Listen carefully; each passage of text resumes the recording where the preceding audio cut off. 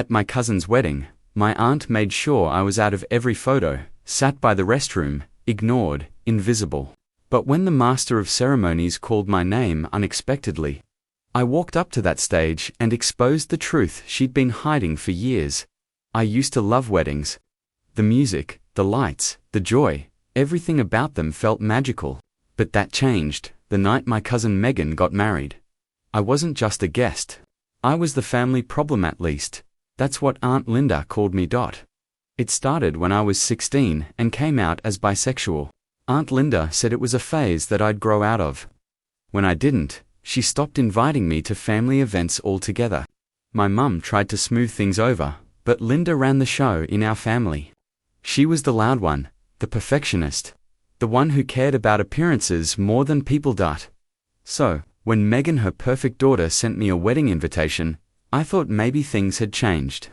Maybe Aunt Linda had finally decided to include me again. I bought a new dress, spent hours doing my makeup, and arrived early. I even brought a thoughtful gift, a handmade photo frame I'd designed myself, engraved with their wedding date.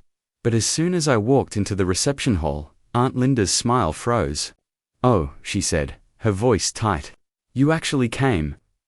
"Of course," I said, pretending not to notice her tone. I wouldn't miss Megan's big day. She leaned in, lowering her voice. "Listen, sweetheart. We had some seating changes. You'll still have a table, of course, just not near the family head table." I followed her through the beautifully decorated hall, past tables filled with laughing relatives and glittering centerpieces, and then she stopped at a small round table near the back, right next to the restrooms. "You'll be here," she said briskly. "It's quieter, and you won't be in any photos. You understand?" I stared at her.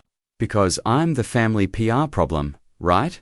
Her lips curled into a smug little smile. "You said it, not me." Then she walked off before I could say another word. For the next hour, I sat there alone, pretending not to notice the sideways glances or the waiters brushing past me to clear plates. Every few minutes, someone came out of the restroom behind me, the door squeaking like a cruel reminder of where I belonged. But I stayed. Not because I wanted to, but because I knew something they didn't single quotes. Because later that night, when the MC took the microphone, Aunt Linda's perfect image was about to shatter. Before we continue, please subscribe to the channel and write in the comments about which country you're watching this video from. Enjoy the story. Dinner had just ended when the MC walked onto the small stage near the dance floor. The lights dimmed, the music softened, and everyone turned toward him as he tapped the microphone. "Ladies and gentlemen," he said cheerfully, "it's time for the toasts." A wave of applause filled the hall. I sat still, my back to the restroom door, trying not to draw attention. But out of the corner of my eye, I saw Aunt Linda whispering to the MC, her hand on his arm, her smile tight and rehearsed. Of course she was running the show. Megan, glowing in her white dress, stood beside her new husband, beaming at the guests. She looked beautiful, happy, radiant. For a moment, I almost forgot how small I felt, until Aunt Linda's voice echoed across the room. "Before we begin," she said sweetly, "I just want to thank everyone for being here tonight to celebrate our wonderful daughter and her incredible husband. We've always been blessed with such a close, loving family." Her gaze flicked toward me, just for a second, like a dagger wrapped in sugar. Then she smiled. "We take great pride in our family values, and tonight, we celebrate what truly matters: unity, tradition, and grace." There it was, the message she always sent, without saying it directly. Be like us, or don't belong at all. The MC nodded and introduced the next speaker, Megan's father, my Uncle Paul. He gave a funny, heartfelt speech about Megan growing up, about how she used to dress her dolls in wedding gowns and dream of her big day. Everyone laughed and clapped. Then the MC looked down at his card and said, "And next, we have a surprise speaker, someone Megan wanted to include personally." I frowned. "A surprise?" Aunt Linda looked confused. "Wait, I didn't approve," but the MC smiled. "Megan's cousin, Olivia." My heart stopped. "Me?" A few heads turned toward the back. I could feel Aunt Linda's glare drilling into my skull, but Megan was waving me forward, her face bright and warm.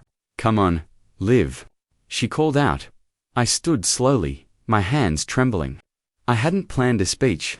I hadn't planned anything. As I walked through the rows of tables, people whispered. A few smiled politely, but most just looked curious. Why her? When I reached the stage, Megan handed me the mic with a grin. "I wanted everyone to hear from you," she whispered. "You've always been my favorite cousin." I glanced at Aunt Linda. Her smile was frozen, her knuckles white as she clutched her wineglass. I took a deep breath, my heart pounding. "Thank you," I said into the microphone, my voice shaking but steady. I wasn't expecting this. A few laughs rippled through the crowd. "But since I'm here," I continued, looking right at Aunt Linda, "maybe it's time everyone heard a little truth about family values." The room went completely silent, and for the first time that night, Aunt Linda didn't look so confident. The microphone felt heavier than it should have, my pulse echoing through my fingers. Every eye in the room was on me. Aunt Linda's face was a perfect mask, smiling on the surface, but tight with panic underneath. I smiled faintly. "You know," I began, "when I got the invitation to this wedding, I wasn't sure if it was a mistake." A few nervous laughs flickered around the room. I went on, voice steady now. "Because it's been a long time since I was made to feel like part of this family. I used to wonder what I did wrong, if being myself was some kind of crime.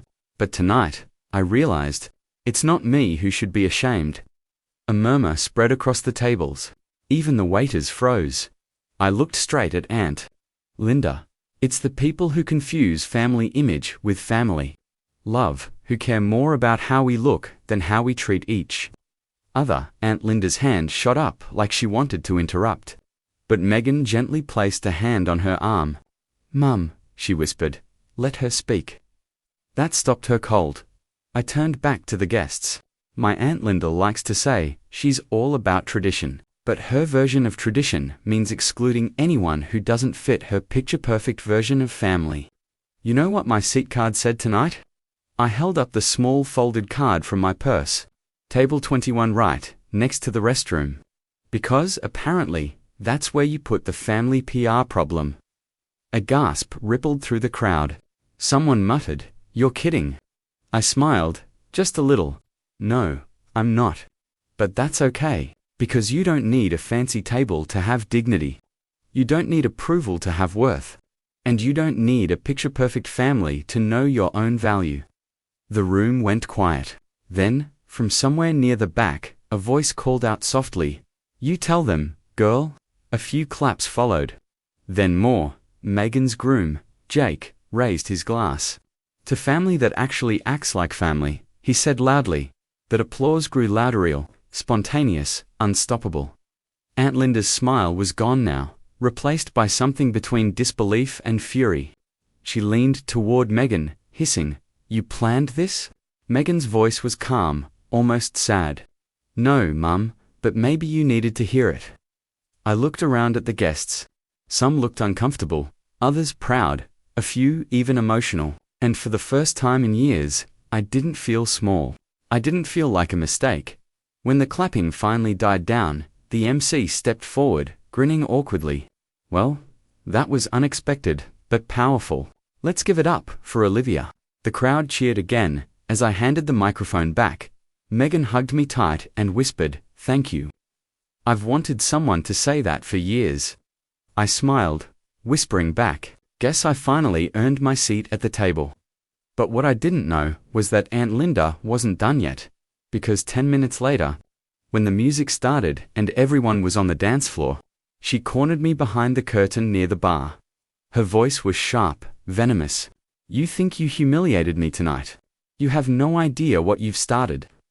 The music thumped through the ballroom, soft jazz, mixed with laughter and clinking glasses, but behind the heavy curtain near the bar, it was quiet enough to hear the venom in Aunt Linda's voice.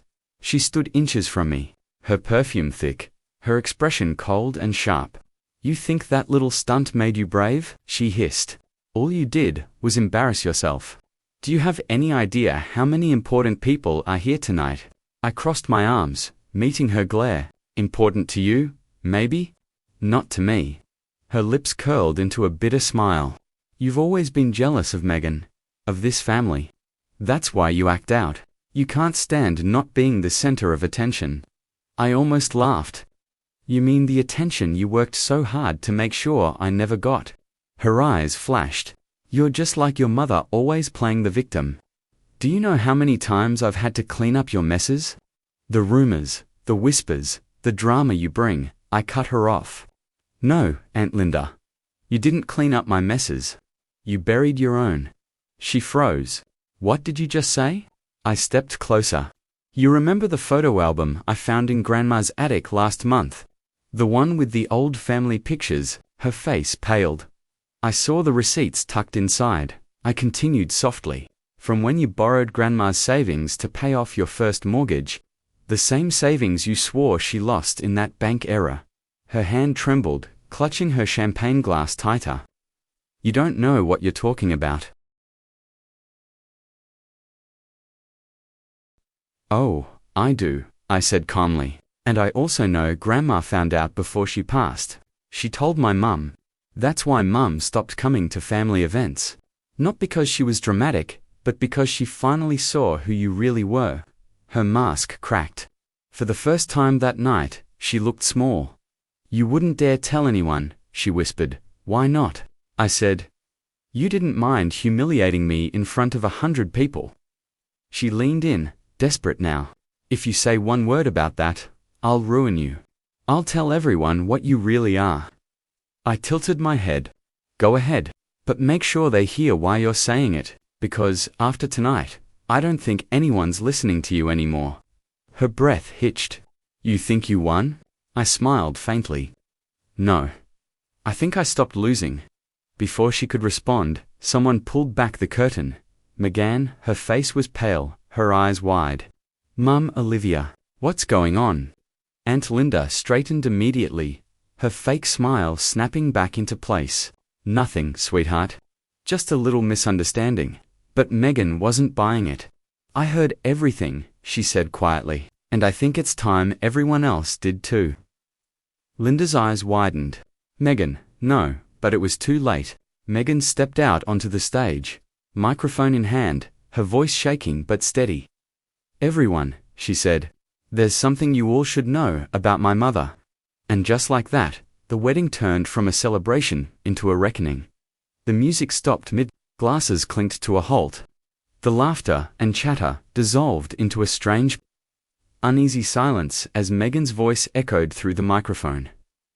Before we continue the night, she said, her hands trembling slightly, I want to say something. Something that's been hidden in this family for far too long. Aunt Linda lunged forward. Megan, stop. But Megan stepped back, her expression steady, her voice growing stronger. All my life, I've watched my mother control this family. She decides who's good enough, who's not, who gets to sit at the front table, and who gets shoved by the restroom. Whispers spread through the crowd. Some guests turned to look at me. Others stared at Linda, who stood frozen, her face tight with panic. Megan continued, her tone firm. She calls it protecting the family image. But the truth is she's been hiding her own lies. Lies about money, about people, about who she really is. Linda shouted over her, voice cracking. Megan, you are ruining your own wedding. No, Mum, Megan said, her eyes glistening. You ruined enough already. The tension in the room was electric. Even the MC didn't dare move. Then Megan turned toward me, her voice softening. Olivia, I'm sorry for how my mum treated you, for how we all did. You didn't deserve that. You never did. A lump formed in my throat. I opened my mouth to speak, but no words came. The guests started murmuring again quietly at first, then louder. Someone whispered, she really sat her by the restroom. Another added, that's awful. Linda's perfect image was collapsing in real time. Right there under the glow of the chandelier, she tried one last time to recover, her voice shaking. You're all misunderstanding. I was just trying to keep things decent. The MC stepped in gently. Ma'am, maybe it's best if we let Megan finish. That was it. The room erupted in applause for Megan, For truth. For every person who'd ever been silenced at a family table. Linda stood there, trembling, speechless. The smile gone from her face, Megan turned off the microphone and walked over to me.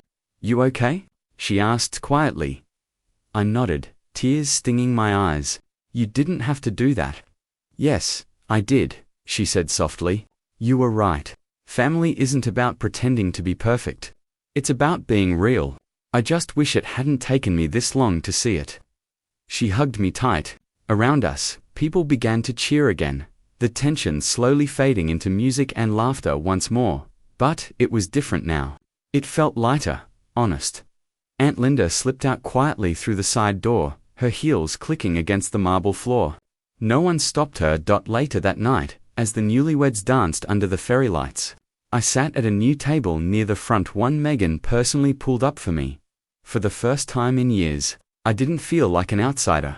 I didn't feel like the PR problem. I just felt seen. Because in the end, the truth didn't just set me free, it set everyone free. And as I watched Megan laugh with her husband, I realized something. Sometimes, the real wedding gift isn't wrapped in paper or ribbons. It's the courage to finally